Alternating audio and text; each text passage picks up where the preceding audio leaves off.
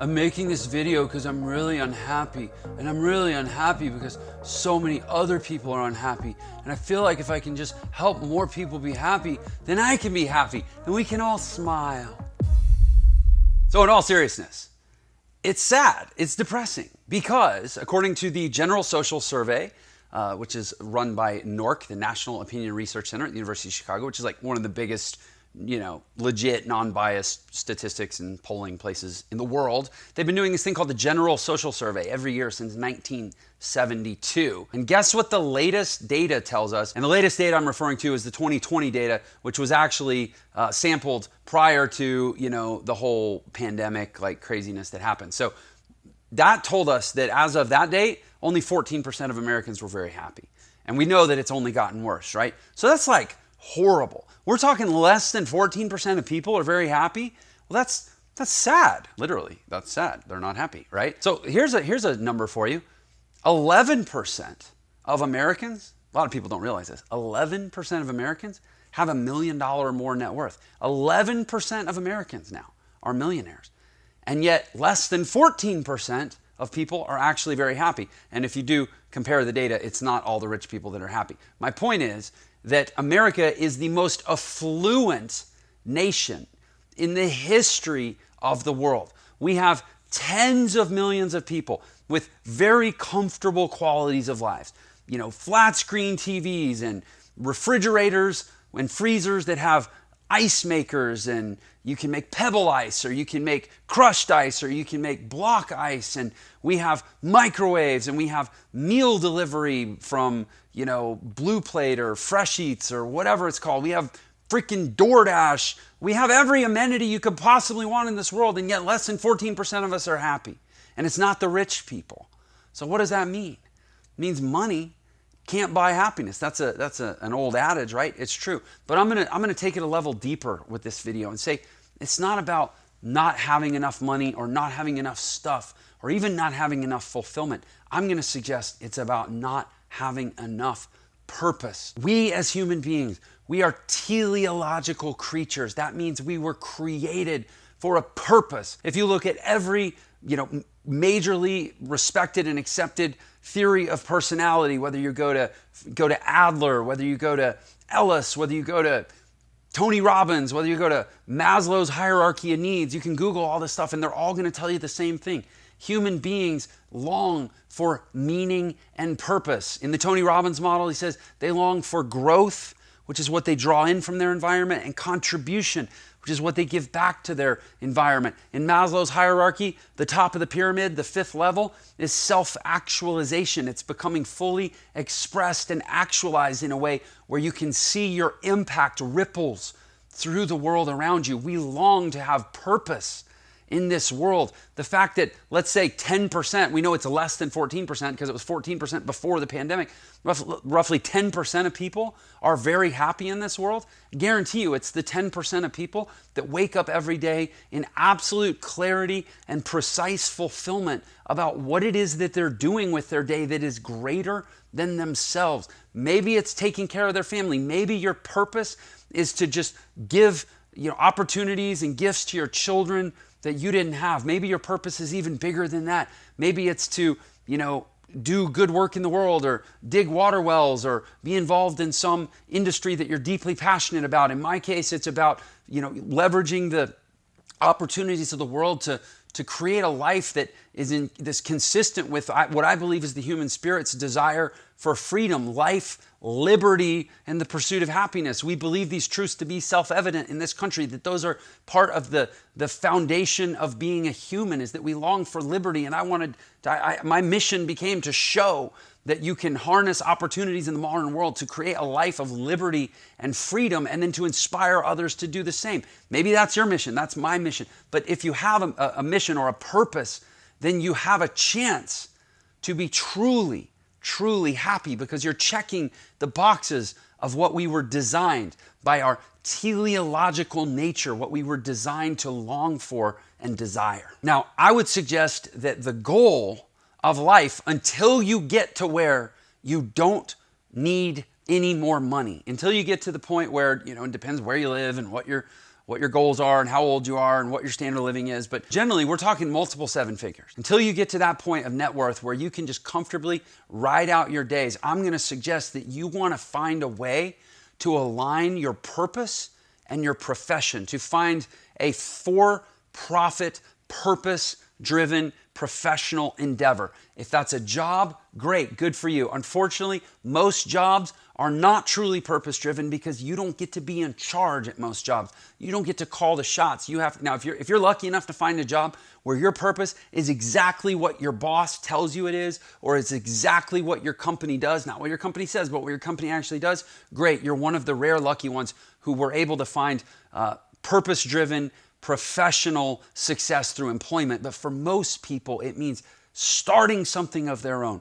creating a business, creating a purpose-driven for-profit endeavor that allows you to work professionally and be completely fulfilled. Most people in this world spend 40 to 60 hours of their waking hours a week doing something that doesn't fulfill them, that isn't aligned with purpose. And you look at all the other time between the commuting and the getting ready and the getting my clothes dry cleaned or laundered, or the, eating meals, hurrying because I'm in a rush to get to work, or the, just running around. Like most people, if there's 168 hours in a week, right? Let's say you sleep 8 hours a night times 7, that's 56. That leaves 112 hours. You're working 40, you're probably dealing with stuff around work, another 20. Now you're down to what? 52 hours left in the week. How many of those are you with your family? How many of those are you doing just mundane stuff that has to be done, like checking the mail or going to the bank or going to the grocery store? Most people, by the time they get down to the time that's left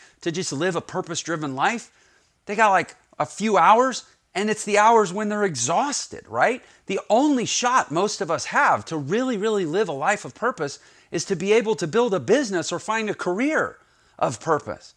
And since we know the vast majority of the world doesn't have that, that's why the vast majority of the world self-reports as not being very happy. That's why the General Social Survey, ever since it started in 1972, has just been so consistently depressing and been getting more consistently more depressing year after year. And I haven't even seen the data for this year. Hopefully they suspended the darn thing because of the pandemic, because I don't think we even want to know what the data is. It's probably in single digits at this point.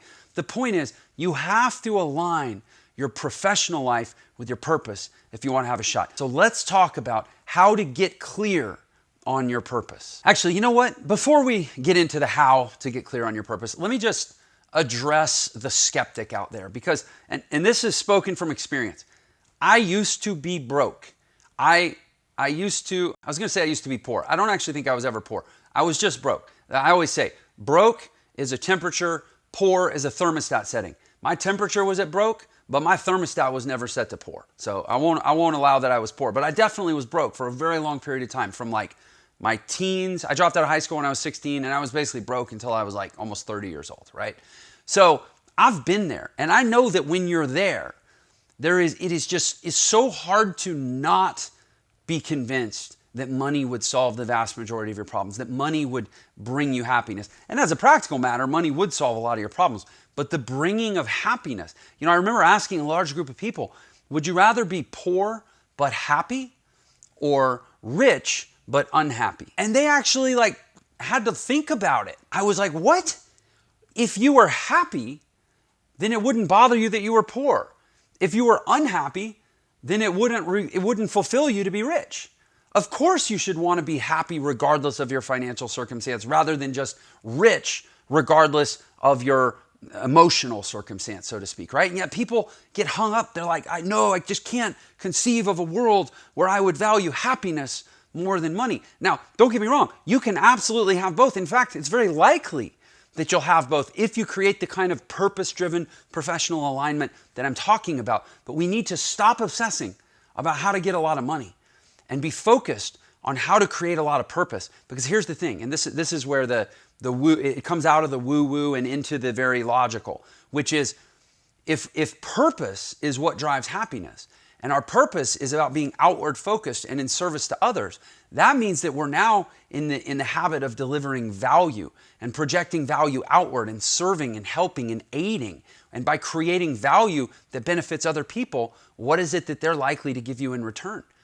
they're likely to transact with you. They're likely going to be willing to exchange money with you for value. See, by having a sense of purpose and a desire to serve your fellow man and solve their problems and improve their lives and help them through their challenges, that's all business is selling solutions to problems, and they're likely going to be willing to transact with you. And the more value-focused you are, the more purpose-driven you are, in many ways, the easier it becomes to make money. So again, these are not mutually exclusive, but you have to pick one to focus on. There's the means and the end. The means is happiness. Happiness will get you to the ends of abundance. It's not the other way around where you say, oh, having lots of money will get me to the ends of happiness, okay? So how do we get really, really clear on our purpose? Now let's dive into that. For a lot of people, it's not obvious. They're like, well, I'm doing this. I go to my job. I do this every day. I talk to these people. I have these friends. I have these interests. And it's not obvious to me how to, just what my purpose should be, right? And it's kind of a hard thing to fake. It's like belief. Like you can't believe something just because you want to believe it. And you can't have a purpose just because you want to have purpose. You have to kind of almost happily stumble into it. So how do you do that? The key is learning. If you don't know what your purpose is, then your purpose by definition will be found in what you don't know. You don't know what your purpose is, therefore your purpose exists in a place you don't know. Well, how do you know things that you don't know? You learn.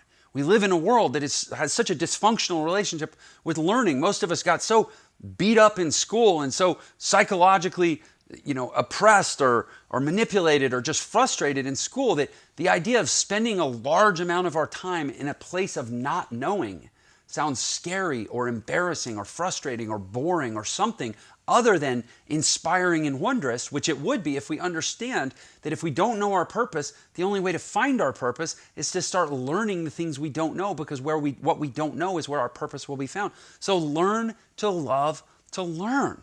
Learning is where purpose can be discovered if you don't already see it in your environment. And it's learning for the true love of learning.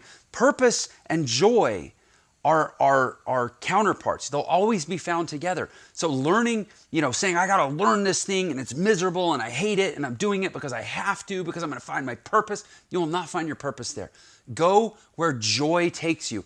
Cultivate the joy of learning and follow it where it leads, and there you shall find your purpose. And the other thing is, and this goes with learning, is around challenging yourself. There's actually some really amazing research on how doing what are called hard but doable activities, or difficult but doable activities, meaning they're challenging, but you can still do them. In other words, they're not so hard that you can't do them and they lead to frustration. That doing difficult but doable activities, things that really take time and you really have to think about, like let's say like a New York Times crossword puzzle, for example, just that kind of endurance and that pushing through to achievement stimulates a part of the brain called the nucleus bacillus. And the nucleus bacillus is actually what stimulates the brain to form new synaptic connections. And there's this really cool phenomenon that when the brain is forming new synapses, and they don't exactly know why this happens, it's something to do with, because the brain is oriented around internal growth, it becomes more disoriented around external perception. This is why when you get in the zone of learning or working on something hard, you start not noticing what's around you. It's because the nucleus bacillus is stimulating the brain to form new synaptic connections, and the energy that takes gets subtracted from the energy of perception, and you don't really know what's going on around you. But the other thing that happens, and this is what is, they talk about being in the zone, right? Time slows down. It changes your relationship with time. Think about this. This is actually a pretty profound concept. Time is required to experience unhappiness. Our most joyful moments, our most joyous moments are the times we literally become disoriented and we lose a sense of time. On the flip side, our most unhappy moments are the times when we become so oppressively aware of the passage of time. Time starts to feel heavy. Time starts to feel oppressive. So when you're doing difficult but doable activities and you're stimulating new synaptic connections in the brain and you're changing your outward perception, you're changing and reorienting your relationship with time, and it actually becomes almost impossible to feel unhappy. My mind was completely blown when I read about that research. Hey, sorry for the interruption. I just wanted to let you know you can get a free copy of my book, The Millionaire Shortcut, which will show you the fastest way to become a millionaire in the new economy. And there's a special link just for this episode in the description. So So thanks for tuning in, and I hope you enjoy the rest of the episode. The other thing that I really, really encourage you to do, and I think as human beings, we come from a place of story. As children, we learn through stories. As adults, we still make decisions through stories. There's a saying in marketing, facts tell, stories sell. If you want to get somebody emotionally engaged, if you want to drive or motivate somebody's behavior, start getting them to think and listen in terms of stories, right? Like we are a story-based human beings. Long before we had writing, we had the oral tradition of storytelling. So what I really like to do, and what I have found, and obviously working, I used to do a ton of coaching. I don't do much private coaching anymore, but I used to help people sort of reframe their life as a character narrative or a story. And one of the things that was always so helpful, and this has been so helpful for me, find a big villain in your story of your life. And just like the hero in every story, every great story is an archetype of a hero and a villain. The more you have a big villain in your life, the more you'll act a big hero in your life. For me, my big villain is the systemic construct that starts with education, leads to I call it big education, leads to big employment, that feeds big banking, and there's a big retirement scam, and there's just this whole mega societal construct that deludes people from cradle to grave. And it's the reason why the general social survey is so depressing. And it's the reason why so many people are unhappy, because we're, in this world that we know cognitively it doesn't make sense, but nobody's ever giving us any other options or any other paths to go down. My obsession is showing people the alternate path, the path away from the villain, the path that pisses off the villain. Heck, the path that, for all I know, the world's going to completely go the way it's going. I'll get assassinated someday for daring to speak the truth, that there actually is an alternative path, and you don't need to rely on big banks and high commission financial products to save for a retirement that's never coming. And you don't need to give 40 years of your life to employers that don't care about you and are probably going to replace you with outsourcing or artificial intelligence anyways. And you don't need to spend, all these years of your childhood, in an environment where you stand when the bell rings, you sit when the bell rings, you wait to be called on. It's called a school, which shares those criteria with a few other places that are called prisons, factories, and the military. There's only 4 places in the world that operate that way, and we're supposed to do that when we're children, when we're at our freest and our most creative, and we're supposed to be shoved into these little desks and live by a bell for the next 10, 15, 20 years. Oh yeah, and then at the tail end of that, you're supposed to take on hundreds of thousands of dollars in debt so you can get a college degree that doesn't guarantee you a job, and then in fact results in over half the people that have college degrees getting jobs that didn't require the college degrees in the first place. So we have close to $2 trillion in student debt in this country, over 50% of which was completely unnecessary for this employment racket that we were sold into. Yeah, that's my big villain. And so my life is awesome every day because I'm happy, because I get to go out and fight a fight that I believe in.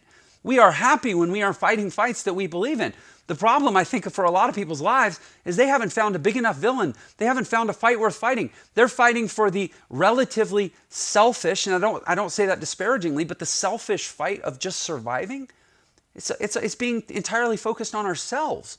Amplify your villain. Find a bigger bad guy than just the hardships of your own life, and go attack that every day. And by the way, your life will probably get a lot easier because you're more outward focused, you're more value focused, more people are going to want to align with you, more people are going to want to do business with you, more people are going to want to pay you for your skills or services. Everything gets better when you pick a bigger villain. And the net result of that, and ultimately the key to purpose, I said it, it's about outward focus. What impact are you trying to have on other people's lives? There's a TED Talk by a guy named Michael Norton. You can Google it, Michael Norton TED Talk. And he talks about something called pro-social giving. And what they did this set of experiments where they gave people money, and they just gave them the money, free money, and said, go spend this money. And then they measured the happiness of the people. And the people that bought stuff for themselves, they weren't any happier. In many cases, they were less happy. But the people that actually took the money and gave it to someone else, or bought something then gave that to someone else as a gift, they're the ones that were happy. Money can buy happiness if and when it is used to impact other people. There's one of my favorite sayings. It says, if you don't think money buys happiness, it's because you haven't given enough away. So become outward focused. Get really, really clear on the impact that you want to have in other people's lives. Make that your purpose. Make that your obsession. Find the big bad villain that you can fight against in pursuit of that purpose. Figure out a way to align your professional interests. There is almost an infinite way ways to make money in this world. You can make money in this world in almost any industry, any category, doing any type of work. Just get it all aligned, where your professional endeavors align with your purpose that opposes your villain, that's all in service to making a positive impact on other people. That's it. That's the happiness formula. I don't know what else to say. Thank you so much for your time. If you've enjoyed this video, I would love a like. Leave a comment below, by the way. Is this just crazy talk? Am I right? Am I wrong? Do you have opinions? Do you have experiences you'd like to share? Do you have questions you'd like to ask? I love engaging with my audience and getting feedback and dialogue going. So a like, a comment would be so appreciated. And if you want more content like this, I've told you, my mission is to live free and inspire and educate other people on how to do the same. If you want more videos like that, I would appreciate a subscription to my channel. Thanks so much. I'll see you on the next video. Hey, if you liked this video, then you're gonna love this video. In this video, we are talking about 3 ways to live your most awesome life. Super simple, tried and true process for making living your best life not only straightforward and easy to explain, but easy enough that you can actually do it, you can actually remember how to do it